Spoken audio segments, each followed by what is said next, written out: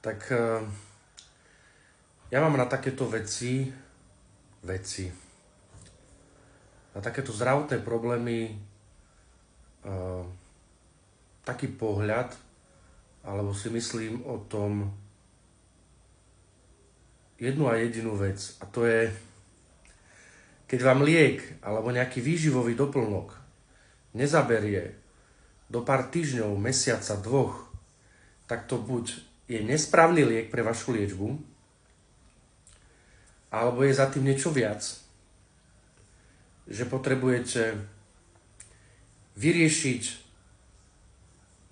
v prvom rade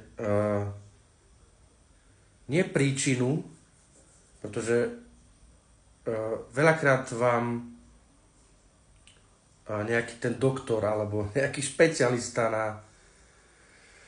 nejaký ten váš problém dá liek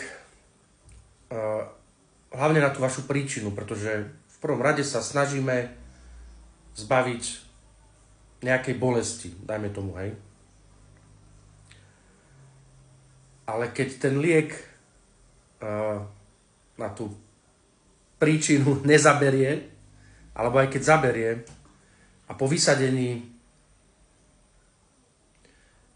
sa tie bolesti alebo ten problém opäť vráti, tak to není správna liečba pre vás. Hej? Vy potrebujete nájsť, zistiť príčinu a riešiť to. A keď sa aj nájde príčina a zistí sa, čo to presne spôsobujete, bolesti alebo ja neviem, nejakú zmenu na tom vašom tele, to je jedno, čo sa s vami deje, tak buď ten liek pre vás nie je vhodný, lekár alebo nejaký doktor teda nesprávne určil príčinu, liečbu. A v takomto prípade radím buď vymeniť lekára, doktora, alebo zmeniť liek.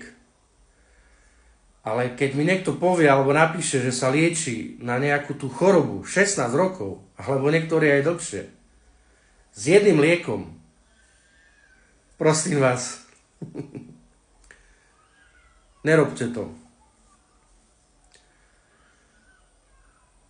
Jak som už spomenul, do mesiaca, do dvoch, keď nezaberie liečba, není to správna liečba pre vás. Nech sa každému darí a nech sme všetci zdraví.